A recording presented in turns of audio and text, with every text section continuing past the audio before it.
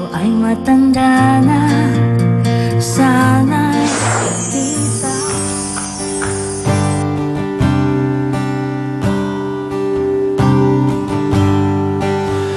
Tapos na ang lahat,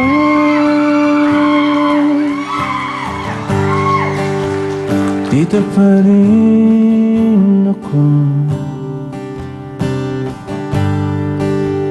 Heto makatulad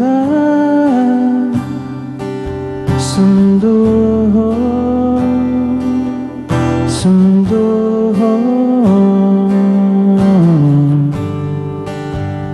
Di mo maiisip,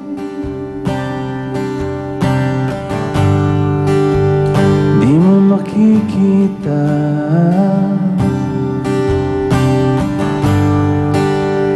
mga pangarap ko para sa'yo, para sa'yo.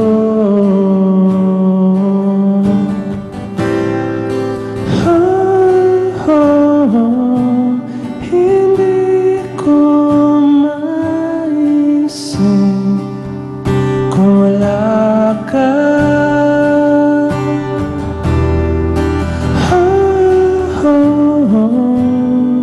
Sa buhay ko. Salamat!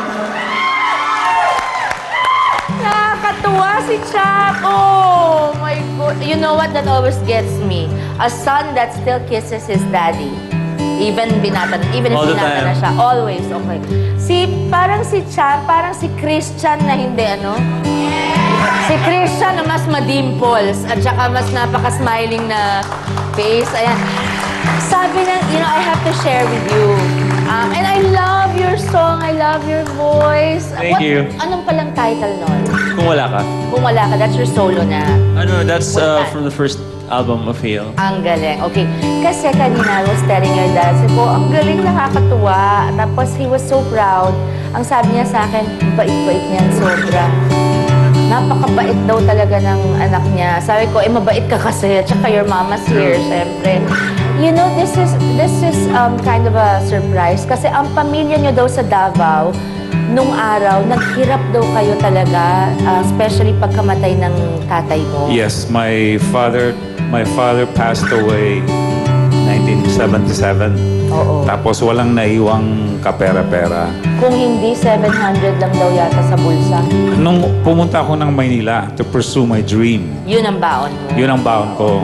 So, kokonti kami magkakapatid eh. Ilan? 14.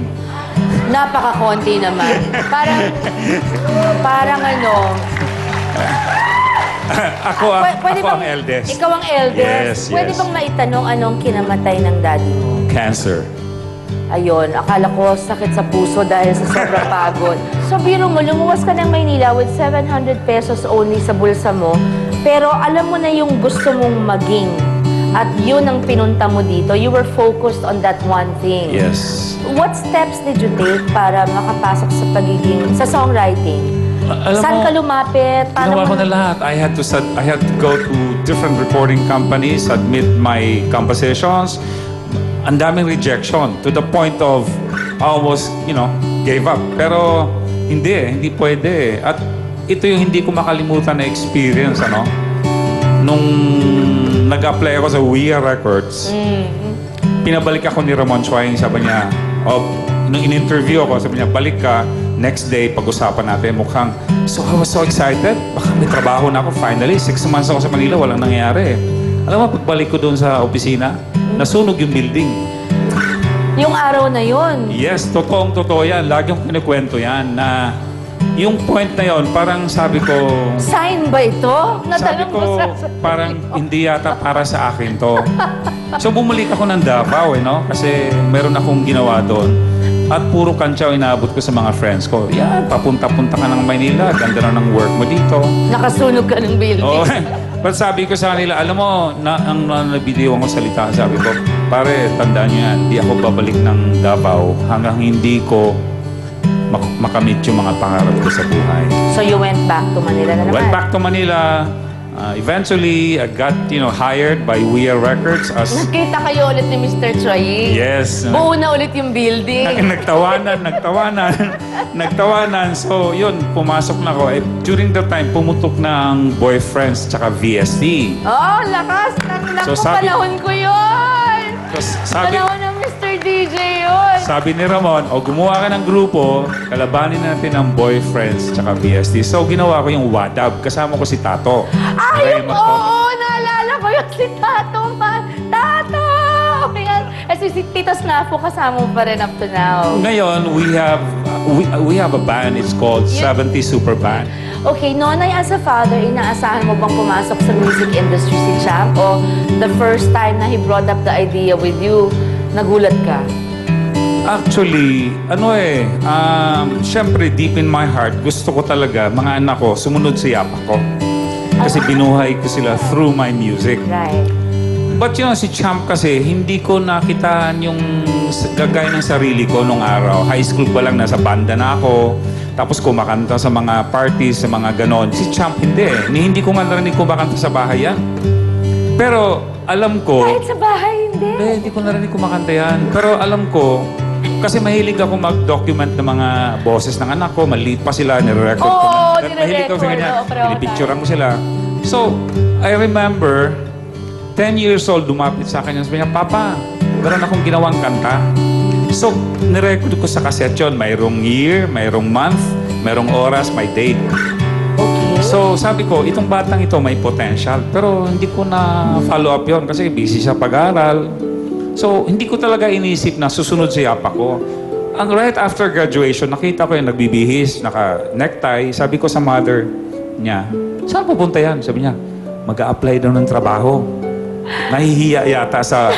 Siyempre, ayaw niya siguro pabigat sa amin. Oo. So, nag-apply ng trabaho. Pagbalik niya, sabi ko, kumusta yung pag-apply mo? Okay naman pa. They will just call me back, blah, blah, blah. Then, out of the blue, I talked to him. Sabi ko, can we talk? Sabi niya.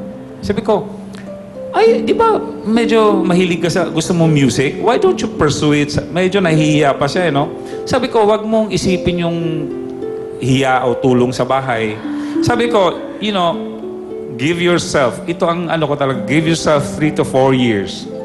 Pursue mo yung dream mo. Kung walang mangyari, maybe hindi para sa'yo yan. Maghanap ka na ng trabaho. Pero ano malay mo, baka makachamba tayo dyan. Saka bata pa siya eh. Oo. Ano ang pangarap mo for your own career? Right now, I'm really doing so much. I wanna explore my boundaries and just try to evolve from being a musician, from pagiging songwriter din. At yun, ngayon I have my own music company. Wow! Yes, I'm managing and producing artists. Ang galing naman! Anyway, Nonoy, may original song ka ba na nilikha nung nasa Davao ka pa? Meron daw at ang title nito ay Habang Tumatagal, Lalong Tumitibay. Yes, originally, sinulat ko sa Davao ito, English. Ang title nito, Someday Soon. So, nung nag-recording na kami ng album for Wadab, narinig ni Mon Toralba yung dating hotdog lumipat sa Wadab, Simon. Sabi niya, pare, napakaganda ng melody nito. Gawa natin ng Tagalog lyrics. This would describe our band. And hindi lang sa banda, pati lahat ng mga relationships.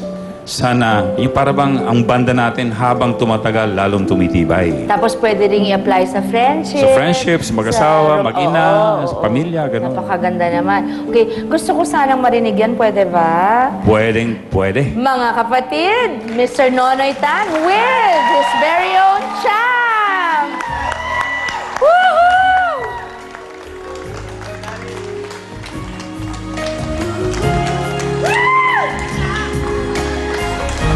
Alam mo ba, ikaw lamang ang tangi kong minamahal. Ang buhay kong ito ay nagkakulay ng dahil sa iyo. Take it away, my son. Kung ikaw nalulungkot at wala sa'yong dumamay, tawagin ang pangalan ko. Asahan mo, nandyan lang ako.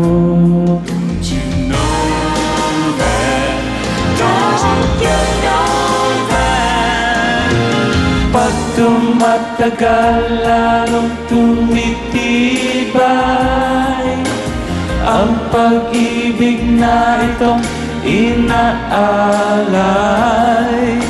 Ito'y tunay. I love you. Sa wakas, nakapagtupis na rin ako. Kung tayo ay matanda na, sana. Ang programang ito ay hatid sa inyo ng Surfmatic, specially designed for your washing machine. At ng Sunsilk.